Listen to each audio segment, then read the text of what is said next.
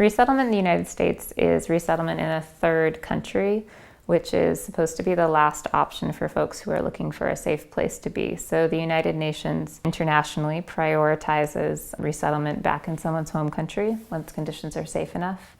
If that's not a possibility, they're looking for safety in a second country. So let's say if someone left Somalia looking for safety and they made it to Uganda, the second choice would be that, the Ugandan government creates an opportunity for those folks to live and work and thrive in Uganda. And then resettlement in a third country like the United States is a third option for safety if there are no second options in maybe a refugee camp or the place that somebody went to next. It's just really important that folks have a safe place to live and thrive and find safety and welcome and comfort for them and their families.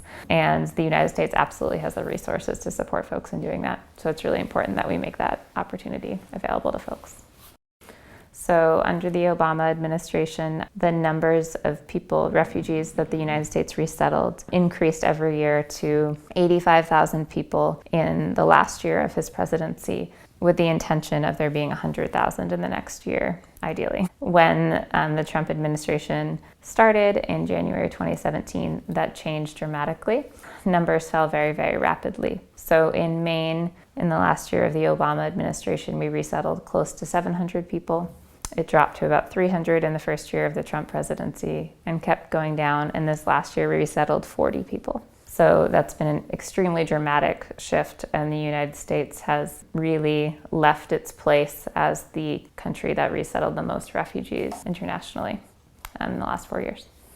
In the United States, there are 9 resettlement agencies nationally. They're called voluntary agencies. What happens is that refugees go through a very, very long screening process overseas with the United Nations High Commission of Refugees, and then a number of United States-based security organizations like the FBI, the Department of Homeland Security, the World Health Organization does health screenings. So if you make it through all those screenings, you could be selected for resettlement in a third country. It's something like 1% of the world's refugees are selected for resettlement, so it's very unlikely, but possible. And then people are resettled in the United States based on a couple factors. The first is family reunification. So if you have a brother that's living in Portland, then you would be placed in Portland. The second is local resources, community resources. So Maine has a large Somali population. So it means that we often will get Somali cases whether or not they have family here because there are language supports and community supports. We find out someone is arriving about 2 weeks before they come, and it's our job here to find housing, to make sure there's furniture set up. And then when folks get here, we pick people up at the airport. We make sure that they're enrolled in schools, that they have food, they have medical care. So all of the first immediate services are the responsibility of the resettlement agency.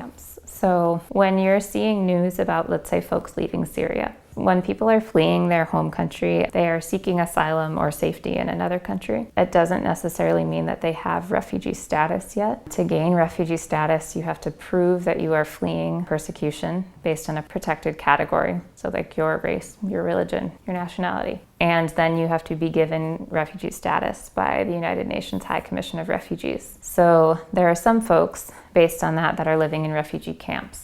I think that we need to be fighting Islamophobia and racism in our communities with extreme focus and attention all of the time, especially majority white communities like in Maine and New Hampshire. It's absolutely our responsibility to be talking to folks who we disagree with and who are propagating Islamophobia or xenophobia, because we need to make our communities safer for folks once they arrive here. And there's not necessarily a lot of impact we can have on foreign policy, but we have so much work to do here, as deeply demonstrated by folks' racism during this election. Absolutely. In Maine, we just have a lot of education to do. And it's the job of white folks to be doing that, even within our own family units at every juncture possible. So that is the most important work possible.